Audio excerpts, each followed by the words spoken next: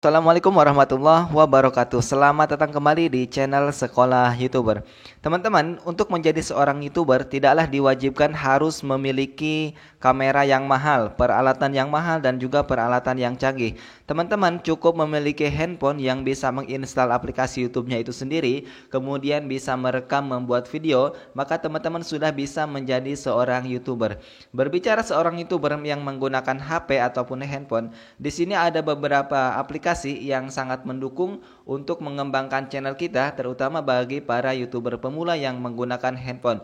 Oke teman-teman, kira-kira aplikasi apa saja yang terbaru di tahun 2022 ini untuk mendukung channel kita supaya bisa lebih berkembang? Simak terus videonya.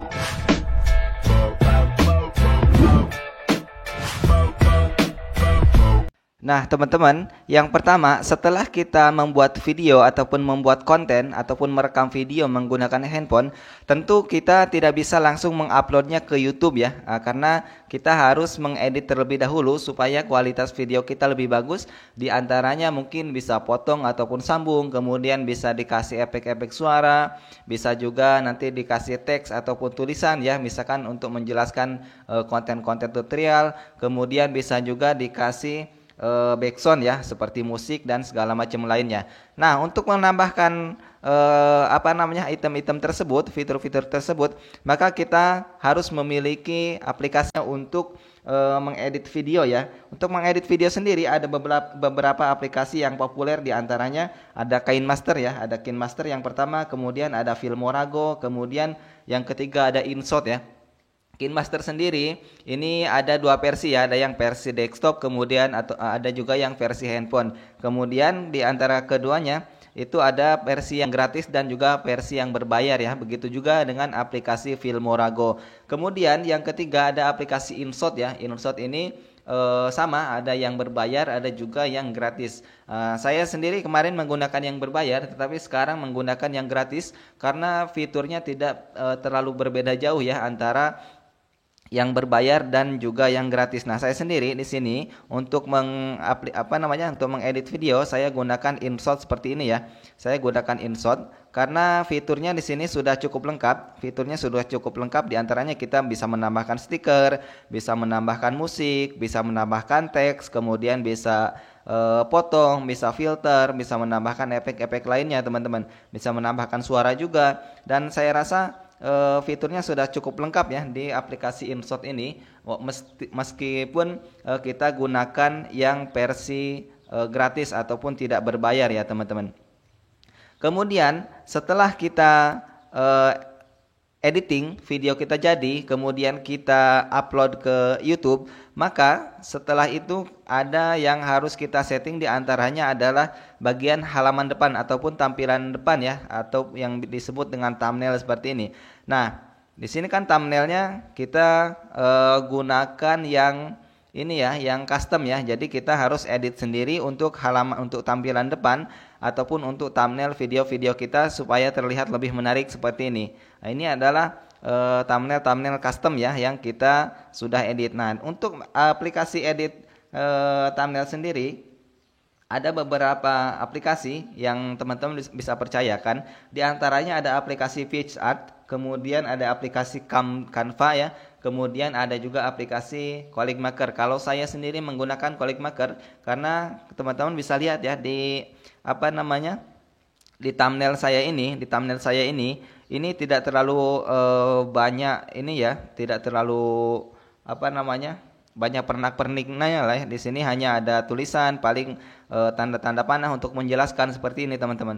Jadi saya menggunakan ColicMaker ya. Teman-teman bisa gunakan yang PicsArt, kemudian bisa juga yang gunakan Canva ataupun bisa gunakan aplikasi yang lain ya. Kemudian setelah kita upload video, kemudian kita edit thumbnail kita. Nah, sekarang saatnya kita optimasi konten ataupun video kita teman-teman. Untuk mengoptimasi teman-teman bisa percayakan ke aplikasi Vidiq ya. aplikasi Vidik. Teman-teman bisa dicari di Play Store dengan nama aplikasi Vidik seperti ini. Nah, aplikasi Vidik ini sangat bermanfaat. Selain bisa mengelola channel kita, aplikasi Vidik ini juga bisa meriset kata kunci ya. Dan di sini kata kuncinya biasanya sudah mendapatkan penilaian seperti ini, teman-teman. Nah, selain aplikasi Vidik, teman-teman juga bisa gunakan aplikasi TubeBuddy ya. Untuk untuk optimasi channel kita ya, teman-teman. Nah, seperti ini. Kalau saya sendiri, saya menggunakan aplikasi TubeBuddy. Aplikasi TubeBuddy sendiri sama dengan tadi, ada yang versi komputer, ada juga yang versi handphone, kemudian ada yang berbayar, ada yang gratis. Nah, saya sendiri di sini hanya menggunakan aplikasi TubeBuddy yang versi handphone dan menggunakan yang versi gratis ya, ataupun tidak berbayar. Karena yang gratis sendiri itu saya rasa fiturnya sudah cukup lengkap dan sudah bisa membantu kita untuk mengoptimalkan channel ataupun konten-konten kita. Nah, selain itu ada aplikasi pendukung yang lain adalah perekam layar, teman-teman. Teman-teman bisa cari juga ya perekam layar di Play Store. Di sini perekam layar ini berfungsi untuk merekam aktivitas layar kita, terutama bagi konten kreator yang misalkan channel game ya, kemudian seperti saya channel tutorial seputar YouTuber pemula.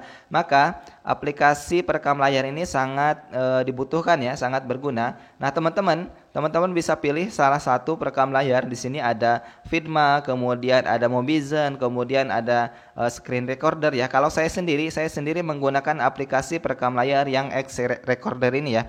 Yang X Recorder, kemudian ini yang versi gratis saya gunakan, dan fiturnya juga sudah cukup lengkap, sudah cukup mumpuni ya untuk kita merekam daripada aktivitas layar handphone kita. Kemudian setelah itu aplikasi berikutnya yang harus kita miliki dan bisa dikatakan wajib bagi YouTuber pemula, tentunya bagi semua YouTuber yang menggunakan handphone, adalah aplikasi YT Studio.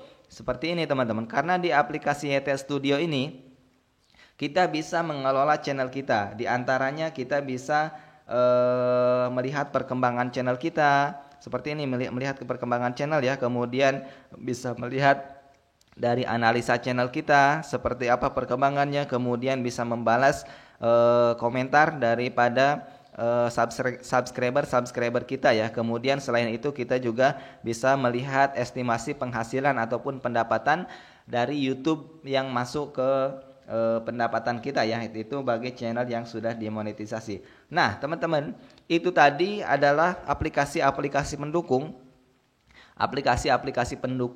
untuk mengembangkan channel kita, terutama bagi para YouTuber pemula yang menggunakan handphone seperti saya di sini. Nah, ke semua aplikasi tersebut teman-teman bisa download secara gratis di Play Store ya.